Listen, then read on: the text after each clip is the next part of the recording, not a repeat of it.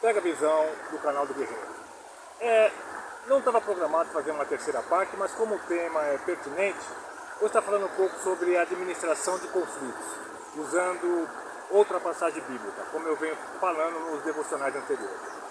A palavra de Deus nos diz em Mateus 7,12: portanto, tudo o que vos quereis que os homens vos façam, fazei-lo também vós a eles, porque esta é a lei e os profetas. Esse texto é conhecido como a Lei Áurea, né? Alguns dizem que, baseado nesse texto, que a princesa Isabel, que era católica, tinha outros assuntos por trás também, que ela assinou a Lei Áurea no Brasil, libertando os negros da escravidão. Não é o tema, mas só para você saber. Há muitas maneiras de ganhar o respeito dos outros, né, em tempos de conflito. No anterior eu ensinei 3 maneiras para amenizar conflitos, né?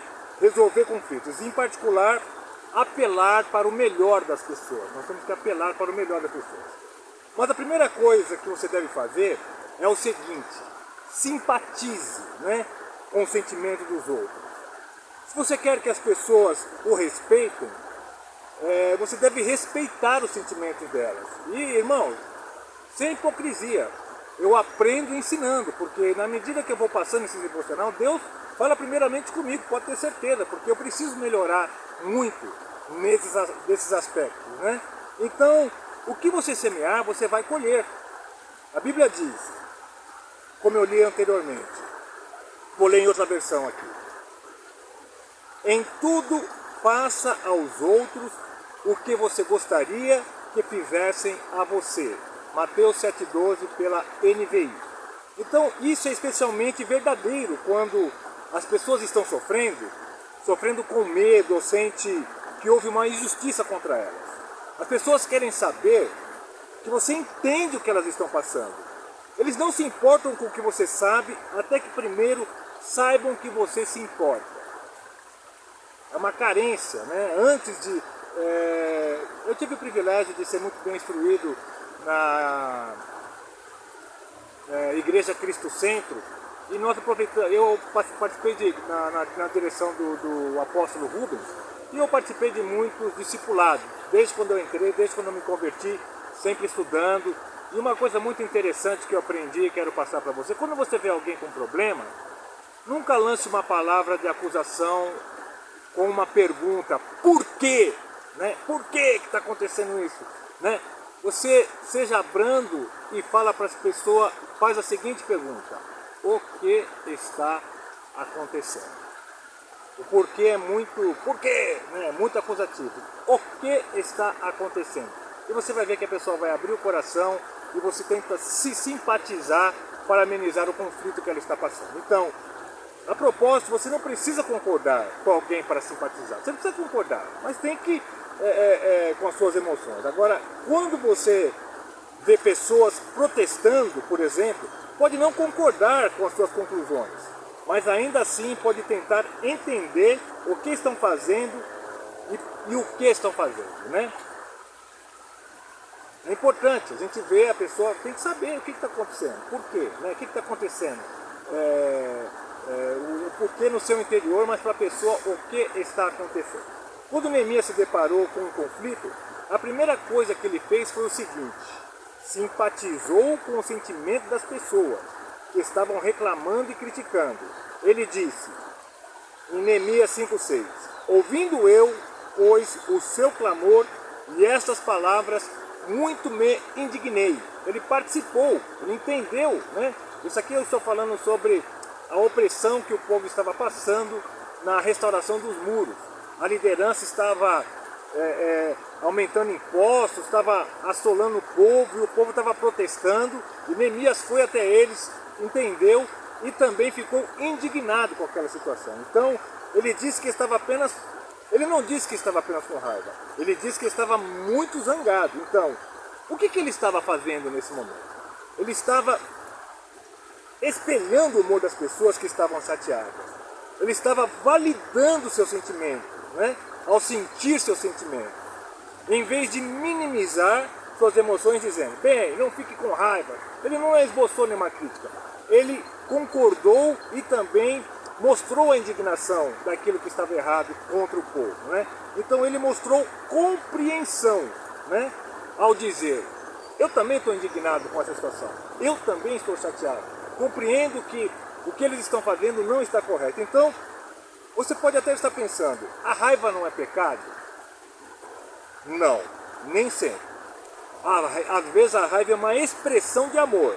Se você machuca alguém da minha família e eu fico apático, em vez de zangado, isso sugere que não amo minha família, né? Tem que ficar indignado também. Eu tenho que aprender a me comportar dessa maneira. Você tem que aprender a se comportar dessa maneira, a defender. E é um aprendizado. E eu tenho pedido a Deus graça para que cada vez mais a gente se alinhe. Então, nas escrituras, distingo entre ira, a ira injusta e ira boa e ira má. Nós tivemos o privilégio, o pastor Denis trouxe um ensinamento muito tremendo sobre essa ira. Foi muito bom o ensinamento que foi nos dado. Por isso que você tem que estar aprendendo, porque você vai aprendendo e vai praticando na tua vida pessoal. Em Efésios 4:26 está escrito, foi até o tema do estudo que nós tivemos na Debras Bonita. Irai-vos e não pequeis, não se ponha o sol sobre a sua ira. Compreenda que a Bíblia é um livro verdadeiro. Existe a ira de Deus. Está lá em Efésios 5:6, uma sequência de coisas que afastam as pessoas da presença de Deus. Depois você lê o capítulo todo, e no versículo 6 está escrito, de Efésios 5, ninguém vos enganes com palavras vãs, porque por essas coisas vem a ira de Deus sobre os filhos da desobediência. Então, a gente vê que a Bíblia é um livro verdadeiro. Até Jesus ficou bravo quando os líderes ao seu redor não estavam ajudando alguém necessitado. Está em Marcos capítulo 3, versículo 5. E olhando em redor para eles com indignação, ou a palavra indignação é ira também, condoendo-se da dureza dos seus corações, disse ao homem, estende a tua mão. Ele estendeu, ele foi restabelecida. Jesus curando e as pessoas querendo impedir de Deus trabalhar. Então você vê que é importante. E muitas vezes você fica profundamente perturbado quando vê pessoas sendo maltratadas. Eu fico, irmão. Às vezes eu tenho até que me conter para, sem saber o que está acontecendo, não acabar arrumando confusão. Quando eu vejo injustiça é complicado, mas se você quer ser respeitado, seja como Neemias e como Jesus. Tenha empatia, né? Com o sentimento das pessoas. Você não precisa concordar com elas, mas se ouvir com empatia os sentimentos deles, você vai ganhar o respeito das pessoas. Tenha empatia, né? Estou tentando lembrar uma palavra aqui. Compaixão. Compaixão que Jesus teve por mim e por você, sabendo que nós estávamos debaixo de uma sentença. Todos nós pecamos e estávamos destituídos da glória de Deus. E Jesus olhou para a nossa situação e teve compaixão da minha vida e da tua vida e restabeleceu através da obra na cruz do Calvário, se sacrificou pela minha vida e pela tua vida. O mínimo que nós precisamos ter é compaixão. E não é ter aquela compaixão, coitado, e não ter nenhuma, não esboçar nenhuma atitude. Tenha compaixão e atitude. Mesmo que às vezes você não concorda, ouça, né? Veja o que está acontecendo para poder administrar conflitos. Pega a visão do canal do Guerreiro, assista os devocionais anteriores para você ter uma melhor compreensão desse devocional. Tenha um dia abençoado, compartilhe essa mensagem, tenha empatia, respeite Mateus 7,12, guarda esse versículo na tábua do teu coração, porque aquilo que você deseja para você, deseje para o próximo. Aquilo que você não deseja para você, não deseje para o próximo, e você vai estar alinhado com os propósitos de Deus. Fui.